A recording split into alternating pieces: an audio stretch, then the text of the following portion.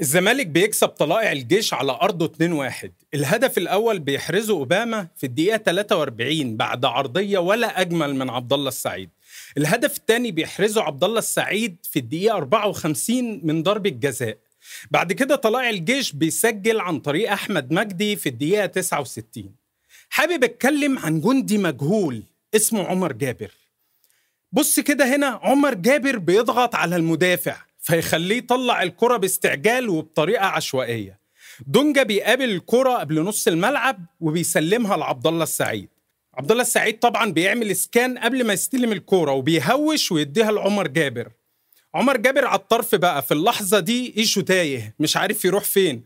عمر جابر بيشاور له وبيقول له اتحرك كده. وهنا دور اللاعب الخبرة انه يوجه اللعيبة اللي لسه سنها صغير. طبعا ايشو اتحرك زي ما عمر جابر شاور له. لما عمر لعب له الكورة هنا تلاقي ايشو بيعرض الكورة اللي تقريبا لو عدت من المدافع مش هتلاقي حد تروح له. ايشو بيضغط مع المدافع وبيرجع تاني لعمر جابر، وعمر جابر بيديها لعبد الله السعيد. عبد الله السعيد بيعدل يعمل اسكان وبعدين يرفع لأوباما اللي بيلمسها براسه وبتدخل في المرمى. الهدف الثاني للزمالك من ضربة جزاء. الغريبة هنا مش هو الفاول اللي جه منه ضربة الجزاء، الغريبة إن حارس المرمى أصلاً بيعترض على ضربة الجزاء.